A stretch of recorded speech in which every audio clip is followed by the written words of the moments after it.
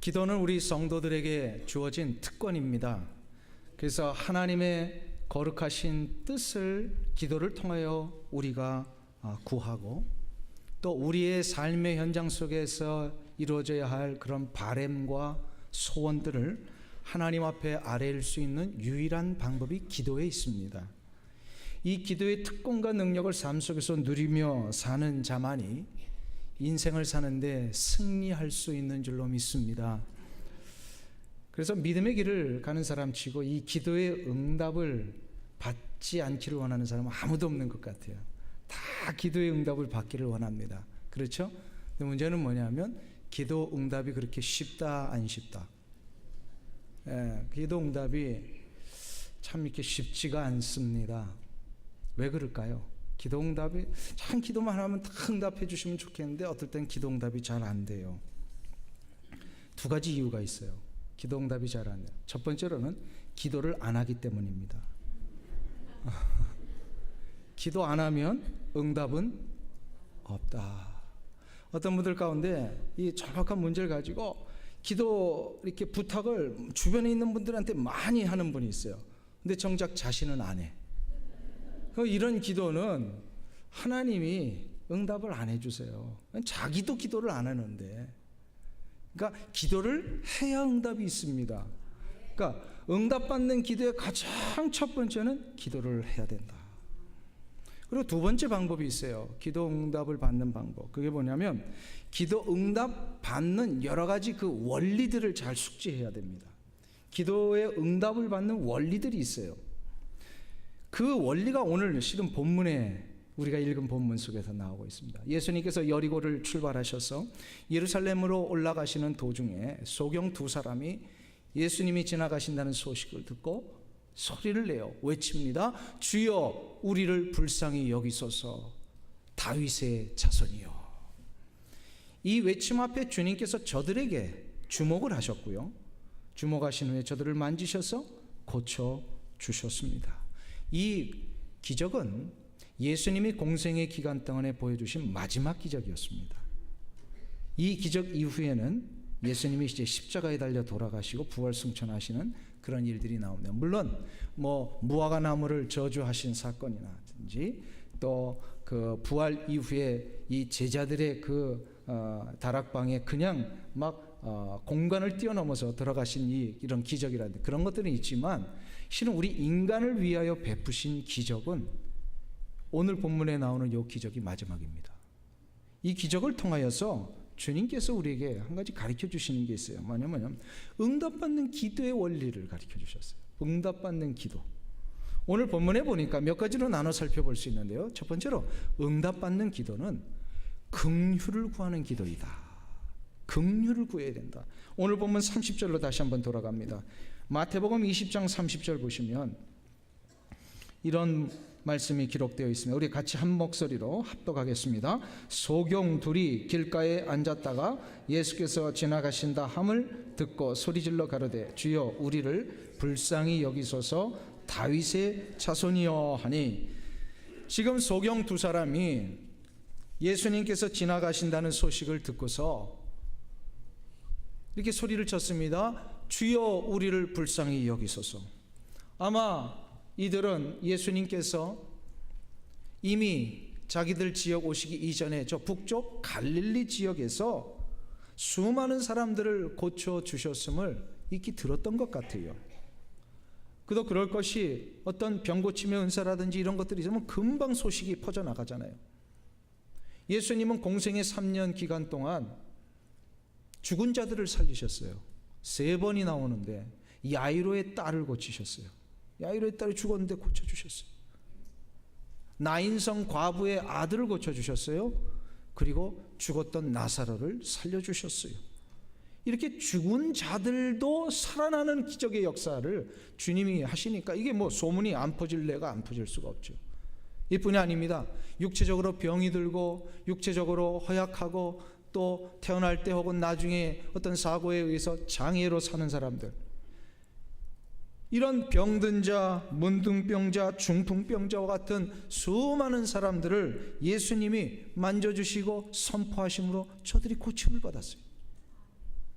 또 성경에 보니까요, 이런 육체적인 아픔이나 그런 어떤 장애 때문이 아니라 겉으로는 멀쩡해 보이고 남들 보기에 그냥 번지르해 보이는 사람인데도 마음의 평강이 없고 기쁨이 없고 두려움과 상처 때문에 한평생을 신음하며 사는 사람들, 그런 사람들이 있잖아요.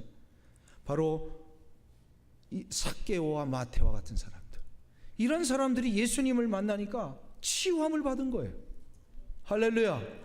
이런 소식이 퍼질까요, 안 퍼질까요? 급속도로 퍼집니다. 급속도로 퍼져요. 그런데 죽은 자가 살아나고 병든 자가 고침을 받고 마음의 아픔과 외로움이 있는 자들이 고침을 받는 이 일을 이제 얻은 그 기적을 맛본 사람들에게는 공통점이 하나 있었어요. 바로 뭐냐면 예수님으로부터 이 긍휼을 구했다라는 사실입니다. 긍휼, mercy on me라고 하는 이 단어가 바로 뭐예요? 나에게 긍휼을 좀 입혀 주옵소서, 그 뜻이. 예수님에게 긍휼을 구할 때 예수님은 긍휼을 구하는 자를 한 번도 외면한 적이 없으셨다는 사실입니다. 믿습니까? 오늘 본문에 나오는 이 소경 두 사람은 이것을 분명히 알고 있었습니다. 예수님은 긍휼의 주님이시라는 사실을. 그래서 지금 저들이 외치는 거예요. 주여, 나를 불쌍히 여겨 주옵소서. 주여, 나를 긍휼히 여겨 주옵소서. 이런 긍휼의 간구는 오직 한 가지를 깨닫는 자만이 할 수 있습니다. 아무나 하는 게 아니에요. 긍휼의 간구는 내가 누구인지를 아는 자입니다. 나는 죄인입니다. 하나님 앞에 나는 정말로 구제불능의 죄인입니다. 주님, 나는 죄인입니다. 주께서 나 같은 자 돌아보지 않으셔도 나는 할 말이 없는 자입니다. 나 같은 자 모른 체하고 외면하셔도 나는 할 말이 없는 자인데, 그러나 주님 나에게 긍휼을 베풀어 주시고 나를 불쌍히 여겨 주셔서 나를 한 번만 인도해 주옵소서. 이것을 고백할 수 있는 자는요, 자기가 누구인지를 아는 자예요. 내가 죄인이라는 사실. 오늘 이 본문을 동일하게 기록하고 있는 마가복음 10장에 보면 이 외침을 한 자 중에 한 사람의 이름이 나옵니다. 혹시 누군지 아세요? 바디메오. 이 바디메오의 기록이 마가복음 10장에 나오고 있는데요, 이 바디메오라고 하는 이 이름은, 바라고 하는 것은 원래 뭐냐면 아들이라는 뜻이에요. 그러니까 이 소경 바디메오는 디메오의 아들이다, 그런 뜻이에요. 성경에 보면 바라고 하는 이 표현을 쓰는 경우가 가끔 있어요. 그래서 예수님께서 바요나 시몬아 내가 복되도다 했을 때 이 시몬이 누구의 아들이에요? 바요나, 요나의 아들이란 뜻이에요. 이처럼 이 바디메오라고 하는 것은 디메오의 아들인데, 이 디메오라는 뜻이 uncleaned man이에요. 그러니까 무슨 부정한 자라는 뜻을 가지고 있어요. 무슨 이유인지는 알 수 없으나 바디메오의 아버지는 부정한 자라고 하는 이런 낙인이 찍힌 채 한평생을 살았던 사람 같아요. 어쩌면 그의 삶의 환경이나 그의 삶의 여건이 죄인들이나 받아야 마땅할 그런 아픔이나 저주, 이런 것들을 한평생 지니고 살고 있었음에 틀림없어요. 물론 죄 때문에 저주를 받거나 죄 때문에 장애가 되거나 그런 거는 성경이 아니라고 분명히 말씀하셨습니다만, 유대 사회에서는요 그런 선입견이 있었어요. 그래서 아픔 가운데 있는 자, 한평생 병이 걸리고 한평생 이 장애를 가지고 있고, 이런 어떤 그리고 이 정결하지 못한 삶을 사는 이런 모습들, 이런 것들에 대해서는 저 죄 때문에 저주받아서 그런 것 아니냐라고 하는 이 오해와 선입견이 있었어요. 아마 바디메오의 아버지가 한평생 그렇게 살았는지 모르겠어요. 아버지도 그렇게 살았는데 이 아들인 바디메오 역시요 맹인이 되어가지고 소경이 되어서 유대 사회에서 가장 손가락질 받고 있는 그런 장애인으로, 본문에 보면은요 그 뉘앙스상 그거예요. 거린이에요. 구걸하는 사람이에요.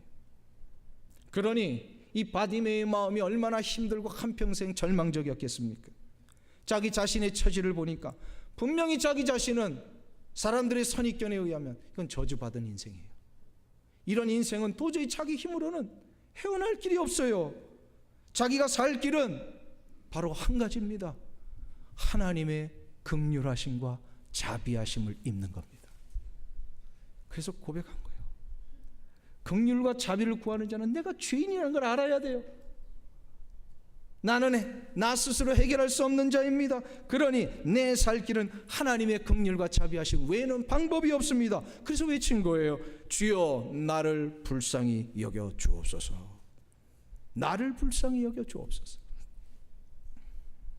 우리 한국의 옛말에 미운 자식 뭐 하나 더 주죠? 떡 하나 더 준다. 그런 말이 있어요. 미운 자식 떡 하나 준다는 말이 진짜 그 자식이 미워가지고 떡 하나 줍니까? 뭐예요? 자식이 미운 게 아니라 그 자식이 하는 그 미운 짓이 힘든 거예요. 그렇죠? 그러니까 그 자식이 미운 짓을 해도 그 자식을 사랑할 수밖에 없게.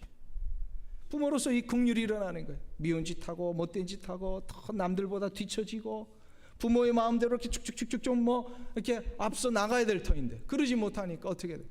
근데 자식들 가운데 그런 자식이 있어요. 자녀들이 있어요. 어떤 형제는 잘 나가는데 어떤 아이는 잘 못 나가고 있어요. 그럼 어때요? 누구에게 더 마음이 갑니까? 누구에게 더 긍휼이 베풀어져요? 다 안 되고 좀 힘들어하는 자. 지금 이 불쌍히 여겨달라고 하는 이 말은 바로 그런 뉘앙스 속에서 나오는 거예요. 우리 주님은 긍휼을 구하는 자를요 한 번도 외면한 적이 없으십니다. 하나님께서는 출애굽기 33장 19절에서 모세에게 이렇게 약속을 하셨어요. 모세를 통하여 온 이스라엘 백성들에게, 그리고 이 말씀을 읽는 모든 하나님의 백성들에게 하신 말씀이에요. 나는 은혜 베풀 자에게 은혜를 베풀고 긍휼히 여길 자에게 긍휼을 베푸느니라. 긍휼히 여길 자에게 긍휼을 베푼다. 긍휼히 여길 자가 누굽니까? 나 아무것도 할 줄 몰라요. 딸이 엄마에게 찾아와서 미운 짓만 했던 딸, 엄마에게 찾아와서 엄마 나 밉지? 그러면 미워요 안 미워요? 마음에 그냥 미운 짓만 하고 있는 이 딸이 와가지고 엄마 나 밉지? 그러면요 미웠다가도 풀어져요. 미웠다가도 다 녹아요. 그럼 뭐가 발동이 되는 거예요? 긍휼의 마음. 안아주고 싶고. 지금 긍휼히 여길 자에게 긍휼을 베푸신다는 게 지금 이와 같은 원리예요. 하나님 저 밉지요. 저 같은 자 이렇게 죄만 짓고 조금만 내버려두면 그냥 하나님 원치 않는 일 하다가 또 이렇게 왔네요. 하나님 잘못했어요. 용서해 주세요.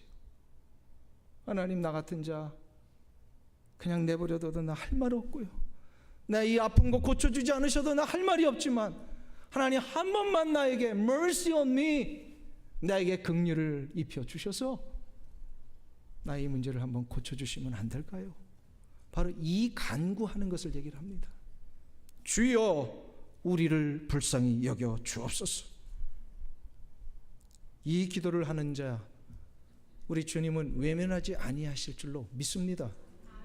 이 기도가 필요해요. 지금 우리가 하나님이 가장 싫어하시는 기도가 뭔지 아세요? 마치 맡겨놓은 거 달라듯이 하는 사람들이 있어요. 기도할 때 맡겨놓은 거 내놓으라는 듯이 기도하는 사람들이 있어요. 언제 우리가 하나님의 거룩하신 존재 앞에 맡겨놓은 게 있어요? 간 주셔도 할 말이 없는 자들이잖아요. 그렇잖아요. 이미 이렇게 구원을 이루셨는데 그 밖에 더 무엇을 우리가 바랄 수 있겠습니까? 이건 교만한 기도예요. 맡겨놓은 거 내놓으라는 듯이 하는 기도. 우리의 기도는요 나의 허물과 죄악 때문에 겸손하게 오 주여 나를 불쌍히 여겨 주시옵소서. 이 기도가 우리 가운데 일어나야 될 줄로 믿습니다. 두 번째 응답받는 기도가 있어요. 그것은 바로 약속을 붙드는 기도입니다. 약속을 붙드는. 오늘 본문 30절을 다시 한번 보겠습니다. 마태복음 20장 30절 말씀 우리 같이 한 목소리로 합독하겠습니다. 소경 둘이 길가에 앉았는데 예수께서 지나가신다 함을 듣고 소리질러 가로되 주여 우리를 불쌍히 여기소서 다윗의 자손이여 하니. 자 보세요. 여기서 다윗의 자손이여라고 하는 외침은 이스라엘 백성들이라면 이게 무슨 뜻인지 다 알고 있었어요. 유대인 사회에 다윗의 자손은 구약 시대 때부터 예언되어진 바로 메시아에 대한 호칭이라는 걸 저들은 알고 있었어요. 다윗의 자손 하면 다윗을 통하여 나타난 수많은 자손을 다 얘기하는 게 아니에요. 이건 오직 한 분을 가리켜요. 장차 저들을 구원할 메시아를 가리키는 아주 고유한 인칭 대명사예요. 제가 마태복음 9장을 강의하면서 한 2년 전입니다. 이 부분에 대해서 좀 설명해 드린 적이 있어요. 예수님이 초기 사역 때에 마태복음 9장에 보면은 맹인 두 사람이, 소경 두 사람이 동일하게 이런 똑같은 상황 속에서 예수님 앞에 이제 우리들을 좀 고쳐 주옵소서라고 간구했던 적이 있어요. 근데 저들이 지나가시는 예수님을 향하여서 뭐라고 불렀냐면 똑같이 불렀습니다. 다윗의 자손이요. 알고 있었다라는 거예요. 유대인들은 한 가지를 알고 있었어요. 바로 메시아가 오신다면 일어나게 될 기적이 무엇인지를 알았어요. 그 기적이 뭔지 아세요? 이사야 42장을 한번 보겠습니다. 우리 구약으로 한번 가보세요. 이사야 42장 7절.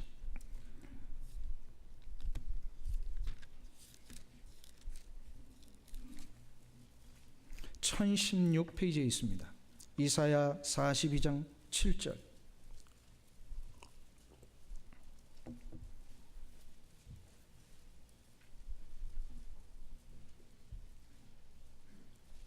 (1016페이지) 이사야 42장.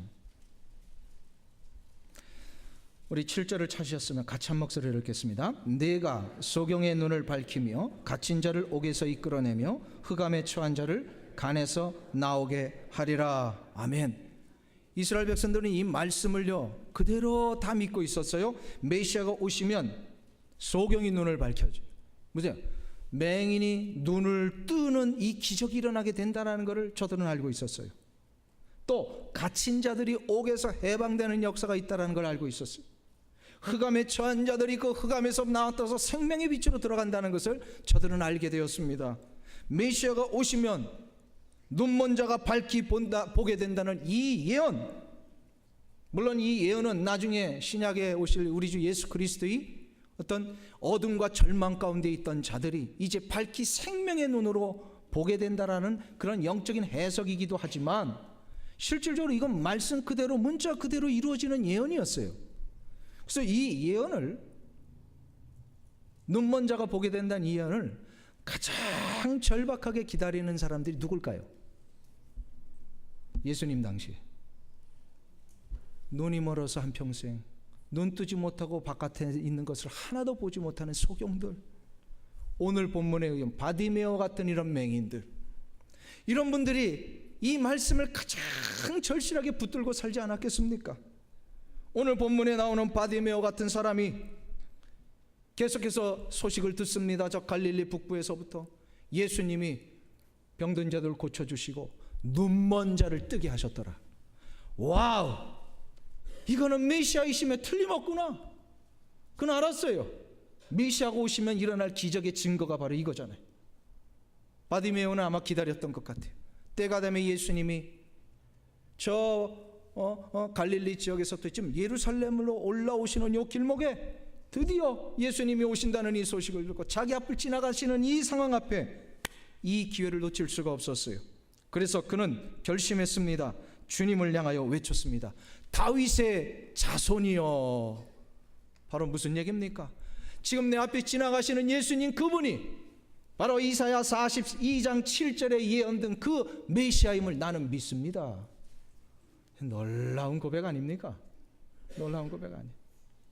하나님의 말씀의 약속을 붙들고 그 약속인 나를 위한 약속임을 믿고 나아가는 자에게는 기도응답의 역사가 일어날 줄 믿습니다. 아멘. 기도할 때요 아무렇게나 기도하는 게 아니라 자꾸 기도하실 때마다 말씀에 근거해서 기도를 하셔야 돼요. 그러면 어떻게 되죠? 말씀에 근거하려면 평소에 말씀을 많이 읽고 묵상하셔야 돼요. 그래서 말씀을 읽을 때마다 이 말씀이 내 가슴을 치고, 이 말씀이 이 상황 앞에 나에게 주시는 말씀이라 이거 깨달아지는 것들 있잖아요. 이걸 잊어버리지 말고요. 거기에 동그라미 치고 밑줄 치고. 옛날에 그 한샘학원의 서한샘 원장님이 그래요. 동그라미 땡 별표 2개 이런 얘기, 아주 유명한 얘기예요. 성경 말씀 읽을 때마다 해서 그냥 너무 이렇게 깨끗하게 읽지 말고요. 쫙 줄 치고 밑줄 치고, 그리고 또 노트 하나 마련해가지고 그 말씀을 받아 적어놓고 이 말씀을 근거로 해서 기도를 하는 거예요. 하나님, 지금 이사야 40장 42장 7절에 광명의 빛으로 우리를 나오게 해주신다 약속하지 않으셨습니까? 이 말씀이 나를 위한 말씀임을 믿습니다 하며 고백하며 기도할 때 그 기도에 응답의 역사가 있다니까요. 믿습니까? 느헤미야 1장에 보면 느헤미야가 아닥사스다 왕의 술 맡은 관원으로서 섬기는 중에 예루살렘으로부터의 한 소식을 듣습니다. 자기 형제 하나니로부터. 어떤 소식이냐면 지금 예루살렘 성벽이 완전히 다 무너졌고 성문이 다 불타버렸고 완전히 폐허입니다. 불과 14년 전에 에스라를 통하여서 하나님이 이 포로 생활했던 사람들을 다 보내셔서 그 나라를 다시금 수축하게 하셨는데, 지금 들려오는 소식은 수축은커녕 완전히 폐허가 또 되니까요. 느헤미야가 가슴이 아팠어요. 이 일을 어떻게 하면 좋을까? 어떻게 하면 좋을까? 1장에 보면요, 그가 수일 동안 금식하며 하나님 앞에 기도하다가 그가 한 가지 깨닫는 기도가 있었어요. 느헤미야 1장 8절에서 10절까지입니다. 우리 한번 보실까요? 느헤미야 1장 8절에서 10절.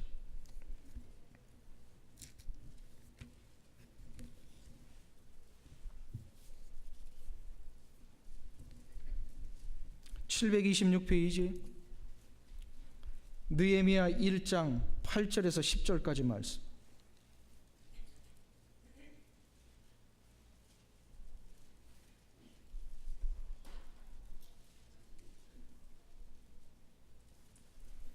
우리 다 찾으셨으면 석절을 합독합니다.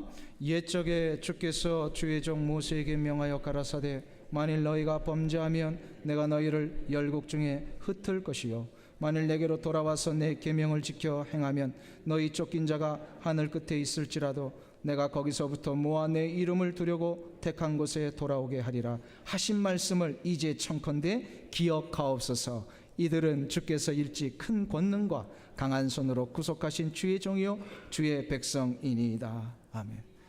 이스라엘의 상황과 두고 온 조국에 대한 상황을 생각해 보니까 너무 가슴이 찢어지는데 이 문제 해결할 방법이 뭘까 고민하며 기도하는 중에 느헤미야가 오늘 9절 마지막 부분에 뭐라고 했어요? 말씀을 내 이름을 두려고 택한 곳에 돌아오게 하리라 하신 말씀을 이제 청컨대 기억하옵소서.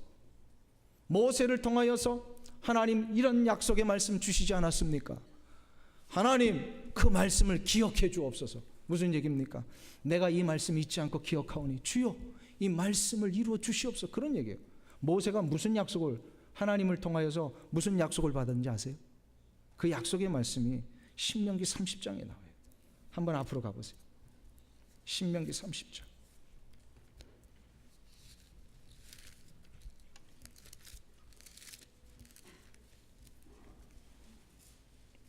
(2절부터) (4절까지입니다) 309페이지 구약성경 신명기 30장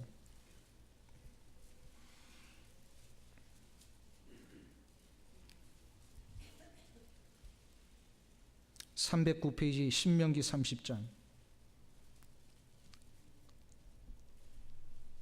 2절부터 4절 우리 석절을 같이 한 목소리 합독합니다. 너와 내 자손이 내 하나님 여호와께로 돌아와 내가 오늘날 내게 명한 것을 온전히 따라서 마음을 다하고 성품을 다하여 여호와의 말씀을 순종하면 내 하나님 여호와께서 마음을 돌이키시고 너를 긍휼히 여기사 내 포로를 돌리시되 내 하나님 여호와께서 너를 흩으신 그 모든 백성 중에서 너를 모으시리니 너의 쫓겨간 자들이 하늘가에 있을지라도 내 하나님 여호와께서 거기서 너를 모으실 것이며 거기서부터 너를 이끄실 것이라. 할렐루야. 하나님이 모세를 통하여 지금 이스라엘 백성들에게 약속을 하시는 거예요. 내 하나님 여호와께서 너희들에게 그 하나님의 말씀에 순종하면 아무리 너희들이 포로로 잡혀가 있을지라도, 아무리 너희들이 쫓겨가는 인생의 삶을 살고 있을지라도 하나님이 저들을 다 다시금 모아주시겠다. 무슨 얘기입니까? 이 말씀은요, 하나님이 이제 보호해 주시고 구원해 내셔서 하나님의 땅으로 인도해 내시겠다는 그런 말씀. 이거를 후에 느헤미야가 어떻게 한 거예요? 기억한 거예요. 잊지 않고. 이 말씀을 기억해서 이 말씀을 붙들고, 하나님 모세를 통하여 이 말씀 우리에게 주시지 않았습니까? 하나님, 나 이 말씀 나를 위한 말씀, 우리 조국을 위한 말씀으로 믿습니다 하면서 이 말씀 붙들고 기도를 한 거예요. 이 기도에 응답하셨을까요? 안 하셨을까요? 하십니다. 말씀에 의거해서 기도하니까. 응답받는 기도의 비결이 여기 있어요. 결국 어떻게 됩니까? 그는 아닥삭스다 왕의 허락을 받고 총독으로 임명받아 예루살렘 유대 땅, 그 자기의 고국 땅으로 돌아갑니다. 그러나 총독의 신분이 아니라 하나님 앞에 선지자의 신분으로 무너진 예루살렘 성벽을 건축하고 불타버린 문들을 다 다시 세우고 하나님 앞에 이 봉헌식을 올리는 놀라운 감격이 느헤미야 마지막에 다 일어나잖아요. 느헤미야서 마지막. 할렐루야. 사랑하는 성도님 여러분, 말씀을 나에게 주시는 약속으로 붙드는 자에게는 응답의 역사가 있습니다. 이것이 어찌 느헤미야와 이스라엘 백성들에게만 해당되는 말씀일까요? 2016년도 8월 셋째 주를 살아가고 있는 우리 성도들이 이 말씀을 나의 말씀으로 믿을 때, 우리 대한민국 두고온이 고국을 위한 하나님의 회복의 말씀으로 받을 때 하나님은 이 말씀을 우리 민족과 우리 삶 가운데 이루어주실 줄 믿습니다. 아멘. 그러니까 말씀을 붙들어야 돼요. 하나님께서는 다윗을 통하여 우리에게 이렇게 약속을 하셨습니다. 내가 새벽 날개를 치며 바다 끝에 가서 거할지라도 거기서도 주의 손이 나를 인도하시며 주의 오른손이 나를 붙드시리로다. 믿습니까? 새벽 날개 끝에 가는 그 새의 처지를 보세요. 밤새도록 바닷가를 가는데 이 쉴 곳을 찾지 못하고 기진맥진해서 새벽이 다가왔어요. 그래서 결국 이거 한 곳을 찾아가서 완전히 날개도 축 처져 있고 온몸이 처져 있는 그 새의 상태. 우리 인생의 모습 속에 우리 인생의 날개가 다 꺾이고 지쳐 쓰러져서 이제 내 몸 하나 가눌 수 없는 그런 상황에 거할지라도 거기서 하나님의 손이 나를 붙드신다는 말씀입니다. 믿습니까? 이 말씀을 나를 위한 약속의 말씀으로 붙드는 자에게는 하나님의 응답을 얻을 줄로 믿습니다.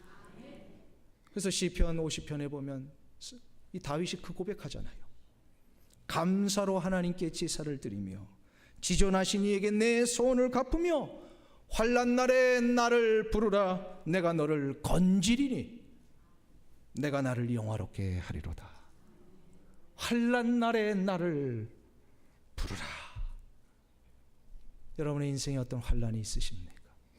하나님을 찾으시는 자, 하나님 앞에 부르짖는 자에게 하나님이 약속하셨습니다. 건져 주십니다. 할렐루야. 여러분의 소원의 제목 다 갚으시고 감사로 예배를 드리시면서 환난과 아픔 가운데 있는 문제들을 하나님 앞에 올리십시오. 분명히 응답받는 역사가 있을 줄로 믿습니다. 마지막 세 번째로 응답받는 기도가 있어요. 바로 부르짖는 기도입니다. 부르짖는 기도. 오늘 31절을 한번 보겠습니다. 마태복음 20장으로 다시 돌아가세요. 마태복음 20장 31절의 말씀을 우리가 다시 한번 합독하겠습니다. 무리가 꾸짖어 잠잠하라 하되 더욱 소리질러 가로되 주여 우리를 불쌍히 여기소서 다윗의 자손이여 하는지라. 자 보세요. 바디메오와 옆에 있던 소경이 예수님을 향하여 지나가시니까 뭐라 그랬어요? 주여 우리를 불쌍히 여기소서 다윗의 자손이요. 이렇게 소리를 쳤어요. 이때 예수님을 따르는 그 수많은 다른 무리들이 이 두 소경을 향하여 좀 조용해 아마 이러면서 나무랬던 것 같아요. 왜 이 분위기 망치고 있어? 아마 그런 뉘앙스 아닐까 싶어요. 이렇게 거룩한 주님의 생명의 행진을 가는 길에 왜 이렇게 시끄럽게 소리를 내는 거야? 아마 그랬는지 모르겠어요. 이때 두 소경이 아 그렇구나, 내가 조용히 하겠다, 그런 게 아니라 어떻게 했다고요? 더욱 소리를 질러 외쳤습니다. 주여 우리를 불쌍히 여기소서 다윗의 자손이요. 똑같은 거를 외쳤어요. 30절의 외침과 31절의 외침, 첫 번째 외침과 두 번째 외침 사이에는 내용은 똑같아요. 근데 그 외치는 자의 마음의 상태는 전혀 달랐습니다. 왜 그랬을까요? 두 번째 외침은요, 이거 아니면 안 된다라는 거예요. 절박감이 있습니다. 이 기회 놓치면 우리는 여기서 인생이 이렇게 끝날지도 모르는구나. 그러니 저들 앞에는 이 상황이 마지막 기회입니다.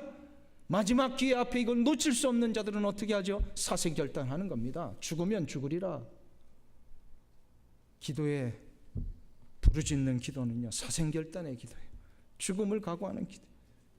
주님의 긍휼을 구하고 주님의 자비하심을 구하는 이 일, 오늘 놓치면 나는 더 이상 얻을 수 없으니 그 어떤 방해가 있더라도, 나를 낙심시키는 어떤 공격이 있을지라도 나는 결연히 이 귀한 외침을 외치노라. 결연한 각오를 가지고요, 두 소경이 외친 거예요. 왜 그랬을까요? 다른 대안이 없어요. 이 두 사람에게는 이제 장애인으로 살아간다는 거 아까 설명드렸습니다만, 유대 사회에서는요 얼마나 이게 고통스럽고 치욕스러운 일인지 저들은 한평생 뼛속 깊숙하게 체험하고 있었어요. 이렇게 살다가 그냥 이렇게 비참하게 내 인생 끝내느니 오히려 죽는 게 낫다, 아마 그랬을지 모르겠어요. 그러니까 죽음을 각오하는 거예요. 죽는 것보다는 우리 주님 앞에 마지막으로 사생결단하며 외치는 거예요. 그 기회가 저들에게 마지막으로 찾아왔어요. 예수 그리스도를 붙드는 것 외에는 대안이 없더라는 겁니다. 믿습니까? 예수 그리스도를 붙드는 것 외에는 대안이 없어요. 그러니까 더욱더 소리를 지를 수밖에 없었던 거예요. 19세기의 유명한 시인 롱펠로우는요, 이 본문을 해석을 하면서 뭐라고 해석을 했냐면 이렇게 했어요. 바디메오와 그 친구의 기도는 예수님의 폐부를 찌르는 크나큰 외침이었다. 시인다운 해석 아닙니까? 예수님의 폐부를 찔렀다.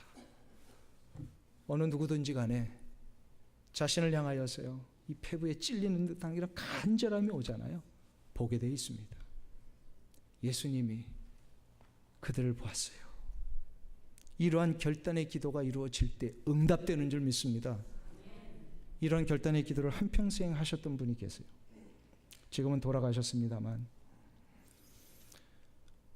민족이 어려울 때 민족의 복음화와 부흥을 위하여 또 젊은 대학생들을 일으켜서 민족의 위대한 일꾼으로 만들기 위하여 한평생을 사셨던 김중건 목사님 아시죠? CCC 창시자. 이 김중건 목사님에 의해서요, 대학생 선교회가 이루어지고 수많은 대학생들이 지금 우리 한국 사회 리더들이 그때 다 훈련받았던 사람들 아닙니까? 그리고 이 김중건 목사님 교회가 어려웠고 민족이 어려울 때 민족 복음화 대성회 같은 거 이뤄가지고요, 대학생들 동원해서 우리 교회 부흥을 일으키고 1974년도에 민족 복음화 대성회 때 아주 폭발적인 부흥 때문에요, 그때 제가 뭐 정확한 건 아니면 한 30만 명 됐던 우리 한국 교회 교인이요 700만 명으로 그냥 급속도로 일어나고, 지금 전 세계에 선교사를 보내는 이 일들이 물론 김중건 목사님 한 분 때문에 이루어진 건 아닙니다만 그분이 이제 아주 그런 밑거름이 되셨어요. 그런데 이런 일들은 많이 알고 있는데 김중건 목사님이 한평생 사시면서 매일 아침마다 한 끼 금식한 거는 많은 분들이 모르시더라고요. 김진권 목사님 한평생 특별한 날을 제외하고는요, 돌아가실 때까지 아침 한 끼를 계속해서 금식을 하셨대요. 매일. 그렇게 하신 연유가 있어요. 일제시대 때 1944년 일제해방기 바로 1년 전에 이분이 일본군에 의해서 징용돼 가지고 일본군에 이제 착출돼서 끌려갔습니다. 일본 군인도 아니고요, 한국 조선 백성이 끌려온 일본 군이니까 얼마나 학대를 했겠어요. 마치 노예와 같은 생활을 하셨답니다. 노예처럼 취급당하지요. 이 일본군의 그 생활이라는 게 아주 지옥과 같았대요. 그래서 결심을 하셨습니다. 끌려간 지 얼마 안 돼서 탈출해야 되겠다. 그래가지고 아마 이 탈출을 하기 위해서 쉼없는 아주 부르짖는 기도를 하셨던 것 같아요. 그래서 하나님이 기회를 주셔가지고 도망쳤는데 산속으로 피신을 했어요. 그렇게 남쪽 그 전라도 땅에 있는 그 산속에 40일 동안 혼자 이렇게 생활하면서요, 하루 한 끼 밥 먹고 이틀을 굶어야 되니까 굶느니 금식을 하자. 그래가지고 그때 하루 한 끼 밥 먹고 이틀 동안은 금식하는 이 금식의 생활을 계속, 그러다가 이분이 다시 잡히십니다. 산속에 들어온 그 색출되는 그 경찰들에 의해서 잡히셔서 이분이 이번에는 도망자의 신분이니까 군대로 못 가고요, 집단 포로 수용소에 갇히게 되셨어요. 근데 이 집단 포로 수용소가 만주에 있었어요. 만주의 포로 수용소에서 이 노예 취급당하고 동물 취급당하는 이 상황 앞에 다시금 결단하며 부르짖기를 기도합니다. 하나님, 나를 좀 살려주세요. 하나님이 기회를 주셔서 두 번째 탈출의 기회를 얻어요. 그래서 이분이 탈출하자마자 만주에 있는 한 화전민촌으로 들어가셨어요. 화전민촌에 들어가서 거긴 화전민이니까 더 먹을 게 없잖아요. 겨우 어떻게 한 끼 먹으면 며칠을 또 밥을 못 먹으니 또 금식해야 되겠다. 그래가지고 한 끼 겨우 먹고 며칠 금식하고 이러기를 1년을 반복을 하셨어요. 근데 얼마나 불안합니까? 또 잡힐 수 있잖아요. 1년 동안 금식하며 부르짖며 기다려 오직 한 가지만 기도를 했대요. 하나님, 나를 살려주신다면, 나를 보호해 주신다면 하나님이 이 민족을 위하여 복음화시키는 일에 내가 작은 씨앗이 되겠습니다. 그냥 매일마다 금식하며 이걸 부르짖으며 기도하셨대요. 하나님이 이 기도 들으셨을까요? 안 들으셨을까요? 들으셨어요. 하나님이 1년 동안 보호하셔가지고요, 일제가 망하고 해방을 맞이하게 됐어요. 1년 후에. 이 기도의 소원과 하나님 앞에서 이 작정을 그분이 잊지를 못하시고 그 금식하며 부르짖었던 이 기도 하나님 들으셨구나. 그래서 1957년도에 민족을 위하여서 이 CCC를 창설하시면서 대학생 선교회를 만드시면서 그때서부터 아침 한 끼씩을 계속 금식하며 기도. 무슨 일이 있을 때마다 그 대학생 간사들 모아놓고 기도하자. 엑스플로 74 그 민족 복음화 대성에 너무 불가능한 행사였어요. 그때 그냥 40일을 작정하며 학생들과 기도하고 금식하며 기도하고 그런 부르짖는 기도를 하나님이 들으셔서 몸도 약하고 연약했던 그런 김준권 목사님을 얼마 전까지 우리 한국 교회를 위하여 세계 복음화를 위해서 크게 쓰임받게 하셨던 것입니다. 사랑하는 성도님 여러분, 부르짖는 기도란 사생결단하는 기도입니다. 믿습니까? 주 예수 그리스도 외에는 다른 대안이 없습니다. 하나님 외에는 나는 이제 다른 방법 없습니다. 이거를 절감하면서 하나님 앞에 메어 달리는 기도를 할 때에 하나님은 그 기도를 들으신다는 거예요. 그 기도를 응답하신다는 거예요. 하나님이 제일로 싫어하시는 것이요, 양다리 걸치는 사람이에요. 세상에도 한 발, 하나님에게도 한 발. 그래서 먼저 응답되는 쪽으로 가는 사람. 이런 사람들 얼마나 많은지 몰라요. 많아요. 하나님을 일을 한다 하면서도요, 양다리 걸쳐놓고 세상적인 방법, 세상에 많은 사람들이 죄된 방법으로 사용하는 이 모든 거 다 동원해서 방법 다 하고 있고, 그 위에 플러스 하나님께도 기도하는 사람들. 이거 얼마나 가증한 일인지 아세요? 구약시대에 하나님이 계속해서 책망하고 진노하셨던 일이 바로 이 일 아닙니까? 이스라엘 백성들이 구약의 역사에 보세요. 주중에는 버젓이 바알과 아세라를 섬기면서 안식일만 되면 또 하나님 앞에 나와서 제사도 드리고, 이런 제사 안 받겠다고 하셨잖아요. 그런 제사 필요 없다는 거예요. 하나님이 제일로 싫어하시는 게 이런 양다리 걸치는 거예요. 하나님은 하나님에게만 집중하는 자를 기뻐하십니다. 믿습니까? 우리가 이번 8월 한 달을 하나님 앞에 연속으로 릴레이로 금식하며 기도하는 중에 있습니다. 왜 금식을 합니까, 여러분들? 금식의 이유가 뭡니까? 단순히 먹는 거, 그냥 굶는 게 아닙니다. 가장 우리 인간의 기본적인 욕구인 먹는 것조차도 내려놓고 오직 하나님에게만 집중하자는 겁니다. 다른 방법을 이제 붙들지 않겠다라는 결단입니다. 유혹이 올 수 있어요. 다른 방법 하면 될 것 같은 그런 유혹이 있어요. 그러나 그 유혹을 내려놓고 하나님 외에는 방법이 없습니다. 하나님만이 이 상황을 해결해 주실 수 있습니다. 이거를 절실하게 집중하며 기도하는 것이 금식의 기도입니다. 사랑하는 성도님 여러분, 이 금식의 기도를 하나님 앞에 집중하며 나아갈 때 하나님 부르짖는 자의 기도에 응답해 주실 줄 믿습니다. 사생결단하며 기도. 주님이 예레미야 선지자를 통하여서 하나님이 말씀하셨어요. 너는 내게 부르짖으라. 내가 내게 응답하겠으며 내가 알지 못하는 크고 비밀한 일을 내게 보이리라. 믿습니까? 부르짖어야 됩니다. 부르짖으라는 것은 소리만 크게 질르라는 얘기는 아닙니다. 하나님에게 집중하며 절박한 심정으로, 하나님 외에는 다른 방법 없습니다. 이거를 목 놓아 울부짖으며 하나님 앞에 기도하는 걸 얘기를 해요. 사랑하는 성도님 여러분, 이 8월이 우리에게는 금식의 달입니다. 사생결단하며 한번 기도해보지 않으시겠습니까? 일생일대에 다시는 이런 기회가 안 올 수도 있습니다. 우리의 인생이 어떻게 될지 모르니까요. 이 기회를 놓치지 않으시기를 간절히 축원합니다.